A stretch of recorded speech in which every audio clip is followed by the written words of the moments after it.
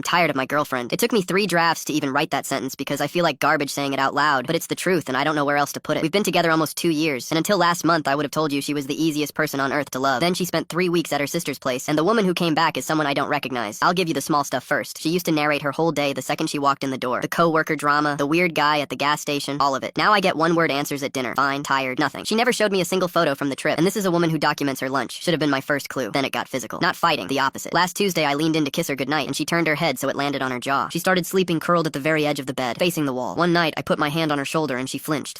2 years together and my touch startles her now. She bailed on movie night twice too. We haven't missed a Friday movie night in 2 years. We once watched one with the flu, both of us half dead on the couch. Now she sits in the car in the driveway before coming in. The phone stuff started around week 2. She'd get a call, look at the screen, and walk out to the yard to take it. Laptop snapped shut when I passed behind her. I know how that sounds. Believe me, I lay awake every night doing the math on it. Friday broke me. I came home early and heard her crying in the bathroom. Not sniffling, the kind of crying you do into a towel so nobody hears it. I knocked, asked what was wrong, and through the door she said she was just tired. Yeah, me too. I want to be honest about how ugly my head got. I checked how long her showers were. I memorized which nights she worked late. I never went through her phone, but I thought about it, and hating myself for thinking about it somehow made me angrier at her. That's what this kind of silence does. It turns you into someone you don't like. So yesterday, I decided to end it. I'm not built for a relationship where I'm a stranger in my own home. I spent the morning rehearsing the speech. Calm, no accusations, just that I couldn't do this anymore. She was in the shower. Her phone was dying on the counter and mine charges slower, so I went into her bag for her charger. Habit. I've done it 100 times. An envelope slid out with the cable. My name on the front. The handwriting stopped my heart because I hadn't seen it since I was 8 years old, but you don't forget the way your mother writes your name. She walked out on my dad and me 2 weeks before my 9th birthday. No note, no calls, nothing. My dad raised me alone. We made a rule to never say her name, and mostly we kept it. Inside was a letter from a hospice facility 2 states away. Behind it, 4 pages, front and back, in that same handwriting. Apologies. Explanations I'm still not ready to type out. And at the bottom of the last page, thank you for sitting with me. You chose better than I ever did. She wasn't thanking me. She was thanking my girlfriend. Because my girlfriend was never at her sister's. Here's what I pieced together. Standing there with the envelope while the shower ran. 4 months ago, I got drunk at my cousin's wedding and cried about my mom for the first time in my adult life. Apparently I said I didn't even know if she was still alive. I barely remember saying it. My girlfriend never brought it up again. She just quietly started searching. Found her in a hospice with a stage 4 diagnosis, asking about her son. So she took her vacation days, told me it was a sister trip, and spent 3 weeks sitting with the dying stranger who abandoned the man she loves, recording her stories on her phone, writing down the apologies as she said them, learning who this woman was, so that whenever I was ready, if I was ever ready, I wouldn't be handed a death certificate and a blank space where a mother should be. And the late nights weren't overtime. She'd been driving 2 hours each way after work to keep sitting with her, then coming home to cry it out in the bathroom where I wouldn't see. The calls in the yard were hospice nurses. Every cold silence, every closed laptop, every night crying into a towel. That was her carrying my family's wreckage alone so it wouldn't land on me before it had to. The bathroom door opened. She saw the envelope in my hands and she didn't apologize, didn't panic, didn't explain herself. She went very still and said, she has a few weeks left. I couldn't let a funeral notice be how you found out. Then quieter. I didn't know how to look at you every day while holding that. 12 hours ago, I had a breakup speech memorized. I almost ended things with the only person who has ever truly fought for me, and she'd been fighting for me the entire time.